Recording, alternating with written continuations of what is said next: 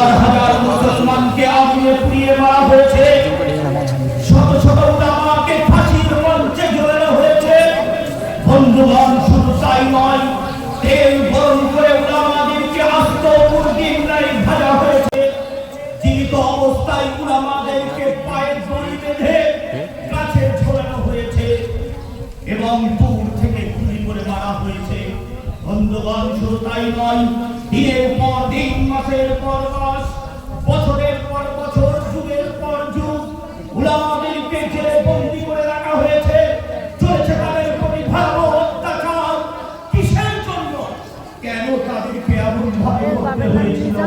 কারণটি এই ভারতবর্ষকে স্বাধীন করার জন্য, অন্য কোনো উদ্দেশ্য তাদের ছিল না।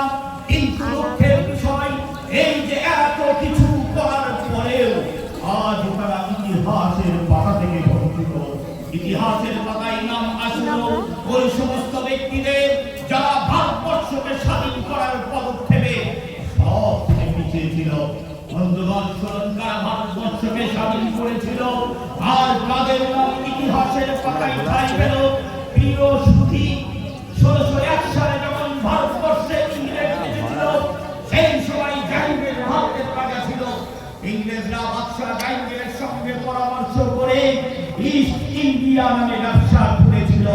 কিন্তু বাদশাহ জাহাঙ্গীর ইংরেজদের চাপ বুঝতে না পেরে ব্যবসা করার অনুমতি দিয়ে দেন।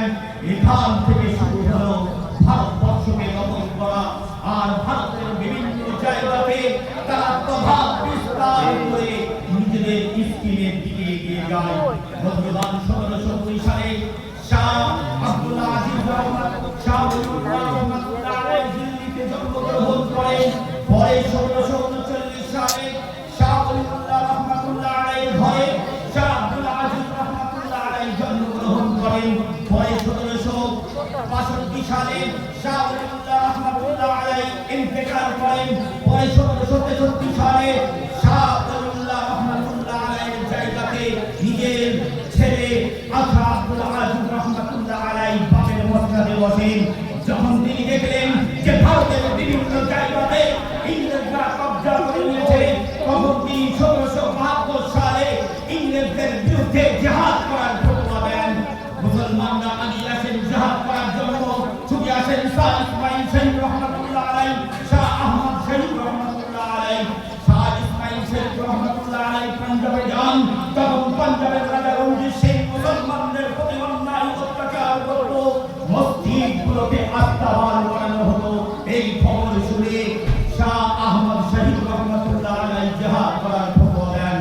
ভারতবর্ষকে স্বাধীন করলো কারা, আর ইতিহাসের পাতায় নাম আসলো কাদের? লম্পট কালেক্টর, হাতে কম আছে বলে যাহা কিছু তাহাই করে গেল। কিন্তু জেনে রাখবেন, আসল ইতিহাস কখনোই চেপে থাকে না, প্রকাশ পেয়ে যায়। বন্ধুগণ, আসলে একটু এগিয়ে দেখা যাক আমাদের উলামাদের অবদান।